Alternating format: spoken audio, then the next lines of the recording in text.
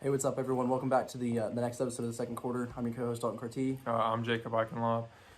Today, we're going to be talking about our the new NFL head coaching hires, how we feel about them, and how we think that the teams might do under the new head coaches. But first, pause for the thumbnail.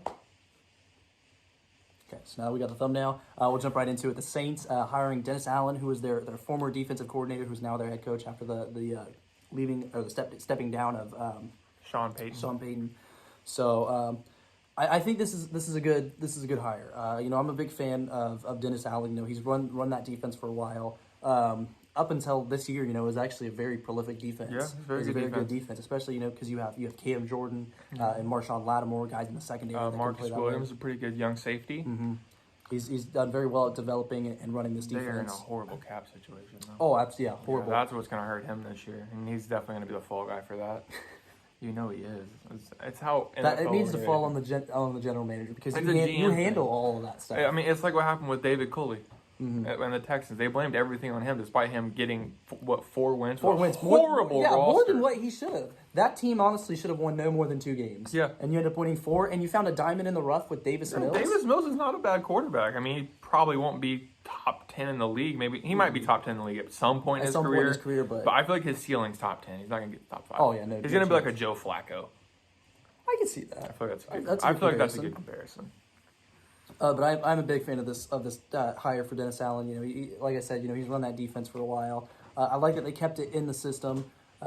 Just hiring up through. Definitely. I love when teams do that because then you have a coach who already knows the playbook, already knows what's going on, already knows these players, and you don't have to create new relations. Whether like bringing in a guy from another separate team. So. Yeah. I do think that's kind of what hurt the Jags last year with Urban Meyer. Mm-hmm. I mean, he had no NFL coaching experience. Yeah, none. And you just brought him in and expected these guys to rally around him. Mm-hmm. I feel like it wouldn't have been that hard, but he was kind of a dick. Yeah, he kind of did that to himself. Not saying that he would have been a good NFL coach, but most of that he did to himself. Yeah, if he wasn't an ass, he might actually still have a job. Yeah, that's true. And because the owner of the Jags usually likes to stick with head coaches for a while. Yeah, give him a couple of chances. So next we'll move on to the Giants. They hire Brian Dobble, who's the Bills' offensive coordinator. I love this hire.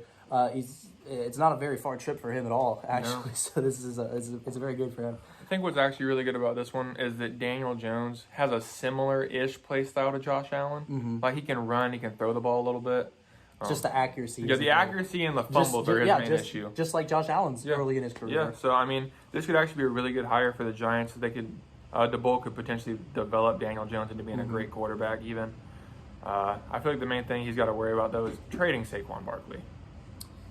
I'm sorry. I know you probably don't agree with that. I know a lot of people probably don't agree with that, but they got to get rid of him. I think he's not worth it. It's more the injuries than it is, the talent and the production. Yeah, that's the issue. Get rid of him while he's still young and might blossom into something else. You can probably get a little bit for him. That's true. Or like a second.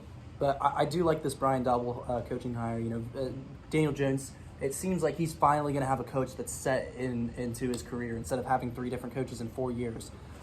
So I really like this hire, and I'm sure you do as well. Yeah, I do think it's a good hire just because of the whole quarterback thing and how he was similar to Josh Allen early in his career.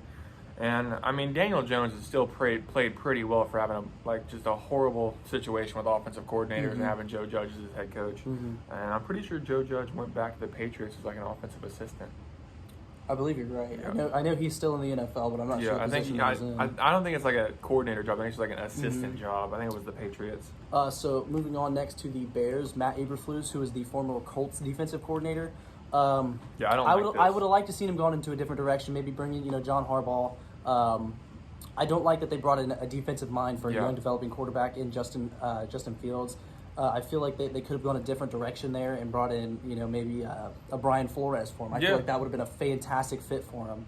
I understand that they have a really good defense. And Roquan Smith and Khalil Mack and other guys, but Eddie Jackson. But the centerpiece of your franchise for the next 5 or so years, barring no injuries and poor performance, is Justin Fields. Yeah, it's going to be Justin Fields. I would have liked to see them brought in a more offensive-minded head coach, but hopefully their offensive coordinator can mold Justin Fields into what they believe he should be. Yeah, I also do not like this hire. You definitely need an offensive mind if you're going to develop a young quarterback. They already have a good defense. You have a pretty solid defensive coordinator. just don't. This is not a good move in my opinion. The Bears, he's going to be fired in 2 years. He's going to be fired in 2 years, and it's not his fault. He got put in a bad situation, and they're going to blame the whole failed development of Justin Fields on him when it's management's fault they didn't bring in an offensive-minded coach. Yep. So moving on to the next one is the Broncos and Nathaniel Hackett, who is the former Packers offensive coordinator. This one I'm a little iffy on. I'm kind of halfway. I could go. You could go either way with this one. I like that they brought an offensive mind for this offense, but that defense is really the main centerpiece of that franchise for right now. Is that they have a phenomenal defense. Young Patrick Surtain is playing amazing. Packers offensive coordinator. He's done a really good job with the Packers. So maybe he can kind of mold that offense into that way. And who knows, maybe Aaron Rodgers could be going there with the connection that he has with his offensive coordinator. I do think if Aaron Rodgers doesn't go there, they got to give Drew Lock another shot. Oh, absolutely. Yeah, I feel like Drew Lock deserves a chance. Very young player, and he performed pretty well when Teddy Bridgewater was out. Yeah, in the few games, and a little bit of playing time he got this year, he wasn't bad. Yeah. So I'm kind of split down the middle with this head coaching hire. I do think it's good for the franchise, but they could have gone either direction with this one. Yeah, I'm completely with it. It was kind of weird to hear about this, in my opinion. I knew they wanted to do it, but I didn't think they were actually going to go through with it. I think they're kind of putting their chips in on getting Aaron Rodgers now, in my opinion. Mm-hmm. But I guess we'll just have to wait and see what happens. That's true. So moving on to the Dolphins, we'll get a lot more into the Dolphins here a little bit later in this episode. We'll talk about the whole Brian Flores issue. Yeah, we'll talk about that. But for now, we're just doing the head coaching hire. So Mike McDaniel, the former 49ers offensive coordinator, I do like this. I do like this pick. Yeah. If you've seen interviews and talks with him, he seems like he is very committed to just developing Tua Tagovailoa into the quarterback that he feels like he should be. And Tua could be a great quarterback. The accuracy is there. It's just not so much as the IQ. The IQ. That's the decision making. That's what I was trying to get at. It's not so much in the decision making. Yeah, I definitely agree with you. Tua could still be developed, but it's hard to be a left-handed quarterback. And I understand he's done it his whole life, but a lot of systems are geared more towards right-handed quarterbacks, just because of how common it is in the NFL. I think it's the second NFL quarterback I can remember that's left-handed, other than maybe Tebow. Tebow was left-handed, but I can't think of another one off the top of my head. I'm sure there was, but I just cannot think of one right now. Yeah, so I think this is a good head coaching hire for them. They already have a really good defense. The offense is just what needs work. And Jalen Waddle, with the way that Mike McDaniel used Deebo Samuel, maybe we could see Jalen Waddle, step into that kind of role, because they're very similar in their play styles. Speed, agility, things like that. So I'm very excited to see what the Dolphins will do this year with Mike McDaniel. I have high expectations for this pick. I want to talk about this one. So the Raiders is next with Josh McDaniels. This is just a horrendous hire. He said Derek Carr was what did he say, top 5 or just elite? He's not a top 5 quarterback. He might be top 10, barely. He's borderline top 10 at best. You signed a dude that had hardly any head coaching experience, and the time he did have the head coaching experience was horrible. He's not a good head coach. He's a coordinator. He's not a head coach. Not to mention that the Patriots offense is nowhere nearly as dominant as their defense is. That could be personnel issues, but I understand that he worked with Tom Brady and Rob Gronkowski and players like that. Randy Moss, when he went there from Moss. But I don't like this hire. I think the Raiders missed yet again on another head coach. It just the Raiders they're a dumpster fire at this point. Yeah. It's going to be very tough to bring them out. They did make I think that they should have brought their interim head coach back. Yeah, I think they should have brought him back for another year. Because he got a special teams job with the Packers. Did he? Yeah, he got hired as the Packers special teams coach. I think that they should have brought him back in as a head coach, because he almost won them a playoff game. He got them to the playoffs. Yeah, despite all the controversy and stupid shit that happened throughout the season for them, he got them to the playoffs. He seems like a class act guy. Mm-hmm. He wrote thank you notes to all of his players from his hotel in Cincinnati.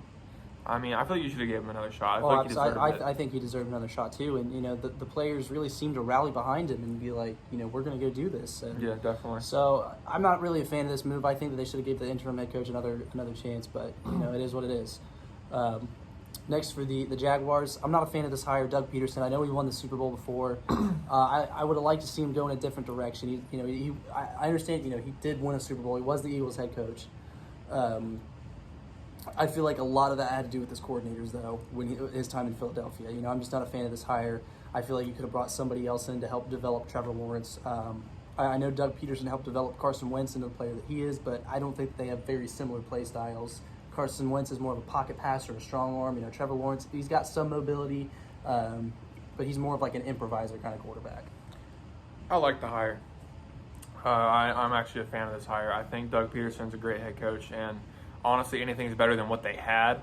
I don't think they're going to do great this year. I feel like maybe like 5-6 wins, like max. But, I mean, depending on who they take with the first pick, could change a decent bit, maybe get an extra win or two. And also, if they develop properly, you just got to give Doug Peterson a chance. He's inheriting a dumpster fire. And just give him time to put it out and get them back on track, even though I don't think they were ever really on track. But besides 2017. Yeah, I mean, Blake Bortles had a crazy year for no reason. But I just think it's a good hire. You got to give him a chance. I feel like he needs at least 3 years. And I think the only reason Urban Meyer didn't get 3 years is because he kicked a kicker and grinded on a 20-year-old in Applebee's. He did a lot of stuff that should not have been done by an NFL head coach. No. I think that Urban Meyer's one day will return to college football, but his time in the NFL is done. Well, there were rumors he was going to take the USC job before Lincoln Riley took it. Really? Yeah. I don't think it was ever actually going to happen, but people were talking about it. Moving on to the next one, the Texans hired Lovie Smith. Here's where we're going to kind of get into Brian Flores. I love this hire. I just want to say that. I do think this is a really good hire. But he wasn't considered. So the whole Brian Flores stuff, like as you guys know, has been happening for a while. You know, with the Dolphins general manager and owner offering him $100,000 per game that he lost. Yeah. And to tank when they took Tua in the 2019 season. Yeah. And then there was speculations around the Broncos and the Giants and the Bears and all these other and he ended teams. Up being a top 3 candidate for the Texans job. Mm-hmm. And then I think after they hired Lovie Smith, he put out he had his agent put out a statement. It was either his agent or his lawyer. I'll say that Mr. Flores, I'm going to quote it. This is I don't know the exact quote, but this is like along the lines of this. Mr. Flores is very happy to see teams hiring more African American head coaches, but he is upset that he did not receive a call back about the job. And that was pretty much that. But he is like suing a bunch of teams and stuff for like about racial discrimination. About the whole that whole clause that is in NFL that they have to interview a person of a separate ethnicity other than Caucasian. Yeah. So these teams had essentially already hired the guy and then just interviewed Brian Flores later to cover this clause. And Bill Belichick sent a accidental text to Brian Dobble about like, hey, congratulations on the new hire, and he sent it to Brian Flores, and Brian Flores is like, well, I don't have an interview until tomorrow. Yeah, my interview's not till Thursday. So what are you talking about, Bill? And then the Broncos, John Elway apparently showed up to the interview, just absolutely sloshed. And then the Bears, they already hired their guy, and then, that's how that went. So the whole thing with the Texans now is they're speculating because Lovie Smith wasn't a candidate until Sunday night. They hired him Monday morning. They think that the NFL had the Texans do this just to kind of take some heat off of them. Like, hey, we hired an African-American coach, But I think the Texans should have gone with this guy in the first place. Yeah. I don't think they should have considered anybody else except for Brian Flores. I mean, Josh McCown was like one of their final 3, and he has no coaching experience. Texans, the franchise is dumpster fire. Yeah, I think their final 3 was Lovie Smith, Brian Flores, and Josh McCown. I think that Lovie Smith or Brian Flores was your 2 great options. I think Lovie Smith is going to bring out Deshaun Watson to play for them again. If they hired Brian Flores, the same thing was going to happen. So I think Deshaun Watson is going to come back and play for the Texans this year. I love this hire because not only is it in the system already, he knows the players, he knows everything. The players seem to really like him. I'm a big fan of this hire. He was a former head coach. He's been a former coordinator all around, so I love this hire. I think it's going to do. He led a team to a Super Bowl with Rex Grossman as his quarterback. Mm-hmm. Yeah, I think he's going to do fantastic. Yeah, this is a great hire. I mean, I don't think the Texans are going to do good, but I think he's going to do good as a head coach. I understand his record's kind of mediocre, but he led a quarterback in Rex Grossman to the Super Bowl. He led a Bears team to that Super Bowl, and it was great. I mean, he's a great head coach. He's a great hire for the Texans. You just got to give him time because, obviously the Texans are also a dumpster fire right now. Honestly, like half of the AFC South is a fucking dumpster fire. You got the Titans. Actually, they're kind of a dumpster fire right now, too, after what happened to the whole Ryan Tannehill thing, yeah. Then the Colts, they lost to the Jags, so I guess you can kind of classify them in that. So, Half the Titans and half the Colts are also a dumpster fire. So we're going to say 75% of the AFC South is a dumpster fire right now. It's rough. It's rough to be an AFC South. It also kind of just happens to be the worst division in football, in my opinion. Around. I could see you arguing that statement, yeah. And then moving on to the Vikings, Kevin O'Connell, the Rams offensive coordinator. I like this hire because, he's led the Rams team to 2 Super Bowls in 3 years. So, I'm a big fan of this. I think he's going to develop Justin Jefferson very well, as he has, Cooper Kupp and Robert Woods and Van Jefferson. I think this is a really good hire for them. Obviously, he can't meet the team or do anything related to the team until after the Super Bowl. Yep. So. And hey, maybe he will actually try and play Kellen Mond instead of being like Mike Zimmer and being an ass. I hate Mike Zimmer. I really do.